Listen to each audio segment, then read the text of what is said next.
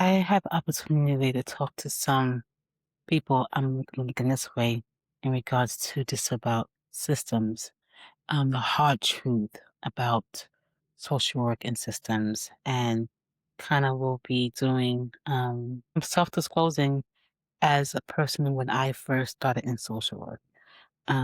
And this opportunity arose because a few people have asked me questions about what I do, and the hard part, and the part that sometimes is not talked about when you are leaving work for the day, when you are home and have those thoughts in your head, and when you don't take the benefits of proper supervision or knowing that burnout can lead to, these heavy thoughts. So it's years and years of experience and years and years of knowing how to separate, work from personal life. So, for the introduction, I like to be able to take from here and have a conversation with you guys. So, you know, um, I've had clients leave my office angry at me, not because I did anything wrong, but because I couldn't give them what the systems wouldn't allow. And I had to sit with that at that part of this work, but nobody's prepared you for this.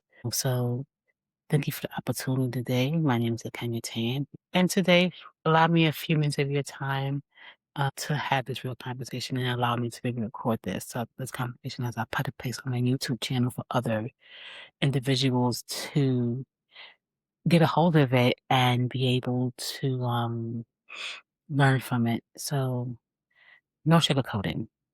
Because if we only talk about the inspiration and the calling, we're not being honest. Social workers operate inside systems, and those systems are very complicated. Let's get into it. When social workers talk about systems, we mean the institution, the policies, the structure that are supposed to support people, but often creates barriers instead. Government agencies, healthcare bureaucracy, childcare, welfare system, I no longer you guys were there, housing system, and you guys were there, criminal justice, immigration. And with the climate we have today, those places and agencies are looking at their budget with bated breath. And I know a lot of you are witnessing that now. These are the environments where social workers work every single day. Here's something that doesn't get talked about enough, okay? And it's talking about policy barriers. A social worker might know exactly what client needs. By raise of hands, of how many of you have sat in that seat before knowing what was needed and still not be able to get it because the eligibility criteria are too narrow, because the funding got cut, because the wait is 6 months long, because the policy hasn't caught up with reality yet. We are frequently caught between when a client and needs something and the system doesn't allow it. That is real tension.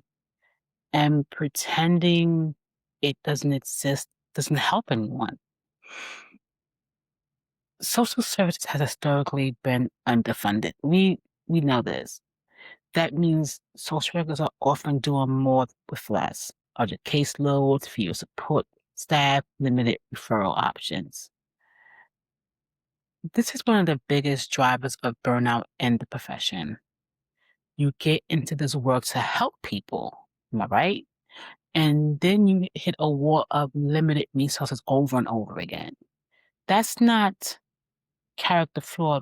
That's a systematic problem. Let me be real with you. Clients sometimes leave upset, not because we don't care, but sometimes we have to share difficult information, a denial, a limit, a hard truth, because it come in hoping we could fix something that can be fixed overnight.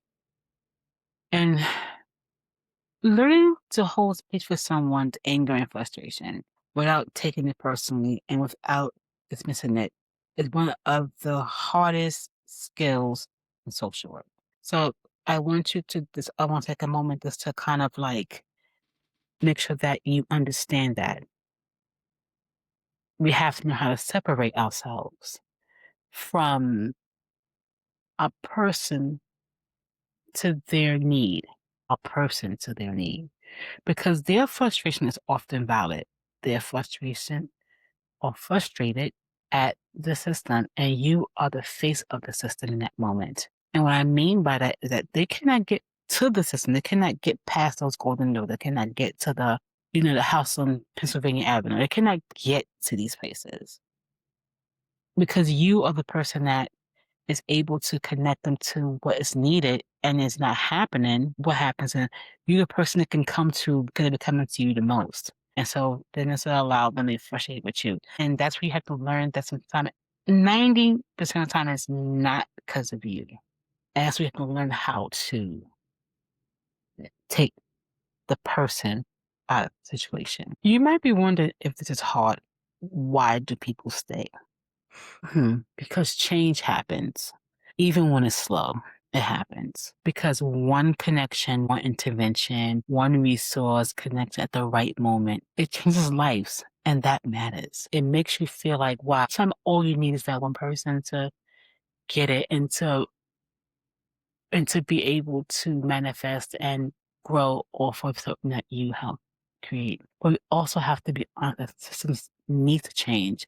Advocacy isn't just what we do for clients, it's what we have to do for the professional itself. If you're in this field and you ever felt like systems was working against you and your clients, you are not imagining it and you are not alone. I want to take this time to be able to say that the more I do this work, the more it gets personal and things I knew before becoming a social worker and the real stuff. So what I would love for everyone to do is, of course, drop your comments and tell me what's the hardest system barrier you ever had to navigate.